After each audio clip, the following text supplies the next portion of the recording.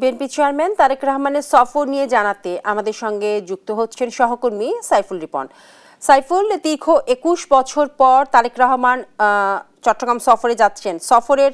প্রস্তুতি নিয়ে আর কি কি তথ্য রয়েছে আপনার কাছে? বিপাশা প্রস্তুতি সম্পন্ন করেছে পলো গ্রাউন্ডের যে রেলওয়ে স্টেডিয়াম রয়েছে, সেই রেলওয়ে স্টেডিয়ামে কিন্তু প্রস্তুতি সম্পন্ন করেছে বিএনপি চেয়ারম্যান তারেক রহমানের আগমনকে কেন্দ্র করে।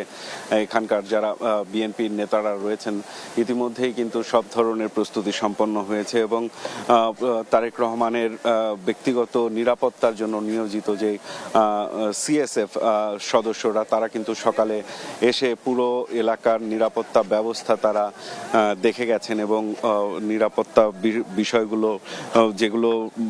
টুকটাক নির্দেশনা যেগুলো বাকি ছিল সেই নির্দেশনাগুলো দিয়ে গেছেন এবং ইতিমধ্যেই কালকের যেই জনসমাবেশ, সেই জনসমাবেশকে ঘিরে সার্বিক প্রস্তুতি সম্পন্ন হয়েছে এমনটি কিন্তু আমরা জানতে পেরেছি বিএনপি নেতাদের কাছ থেকে। এবং কালকের এই সমাবেশে প্রায় 10 লাখ লোকের সমাগম হবে এমনটি কিন্তু প্রত্যাশা করা হচ্ছে বিএনপির পক্ষ থেকে। এবং বিএনপি চেয়ারম্যান তারেক রহমান সর্বশেষ 2005 সালের মে মাসের 6 তারিখে এসেছিলেন চট্টগ্রামের এই পলো গ্রাউন্ডে এবং এরপর দীর্ঘ সময় তিনি প্রতিহিংসা প্রতিশোধের রাজনীতির শিকার হয়ে কিন্তু দীর্ঘদিন দেশের বাইরে অবস্থান করছিলেন এবং দেশে ফেরার পর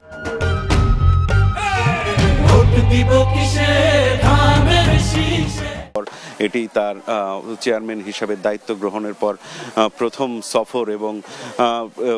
বিএনপি চেয়ারম্যান তারেক রহমান কিন্তু সেখানে আজকে সন্ধ্যা 7:30 নাগাদ হযরত শাহজালাল আন্তর্জাতিক বিমানবন্দর থেকে এই চট্টগ্রামের উদ্দেশ্যে রওনা করবেন এবং চট্টগ্রামে তিনি রাত্রি যাপন করবেন এবং কালকের বেলা 11টার সময় এই সমাবেশটি অনুষ্ঠিত হওয়ার কথা রয়েছে। এবং আমরা এখানকার বিএনপি নেতাদের সাথে আমরা কথা বলেছি এবং তারা যেটি বলছেন যে বিএনপি চেয়ারম্যান তারেক রহমান সহ জিয়া পরিবারের সাথে চট্টগ্রামের একটি অন্যরকম সম্পর্ক রয়েছে এবং সেই সম্পর্কের জায়গা থেকে চট্টগ্রামের শুধু বিএনপি নেতাকর্মীরা নয়, সাধারণ মানুষও আসলে বিএনপি চেয়ারম্যান তারেক রহমান দীর্ঘদিন পর এই চট্টগ্রামে আসছেন তাকে এক নজর দেখার জন্য কিন্তু উচ্ছ্বসিত হয়ে আছেন। এবং তারা যেটি বলছেন যে আগামী 12 তারিখের নির্বাচনের মধ্য দিয়ে এই চট্টগ্রামের যে সংসদীয় আসনগুলো আছে সেই সংসদীয় আসনগুলোর বিজয় নিশ্চিতের মধ্য দিয়ে বিএনপি চেয়ারম্যানকে এই জয়গুলো তারা তুলে দিবেন উপহার হিসাবে, এমনটি প্রত্যয় কিন্তু তারা জানিয়েছেন। এবং বিএনপি চেয়ারম্যান তারেক রহমানের আগমনকে ঘিরে কিন্তু 3 স্তরের নিরাপত্তা ব্যবস্থা এখানে নেওয়া হয়েছে এবং আমরা নেতাকর্মীদের সাথে কথা বলে যতটুকু জানতে পেরেছি যে চট্টগ্রাম বিভাগের যে সাংগঠনিক বিভাগ রয়েছে সেই সাংগঠনিক বিভাগের আওতাধীন যে বিভিন্ন জেলাগুলো রয়েছে সেই জেলাগুলো থেকেও নেতাকর্মীরা এসে এই সমাবেশে অংশগ্রহণ করবেন। এবং বিএনপি চেয়ারম্যান তারেক রহমান দলের দায়িত্ব নেওয়ার পর সারা দেশব্যাপী যেই জনসংযোগ কর্মসূচি পালন করছেন নির্বাচনে প্রচারণার অংশ হিসেবে, এর পাশাপাশি কিন্তু সারা দেশের মানুষের সাথে তার যে দীর্ঘ বিচ্ছেদ ছিল সেই বিচ্ছেদ কাটিয়ে উঠে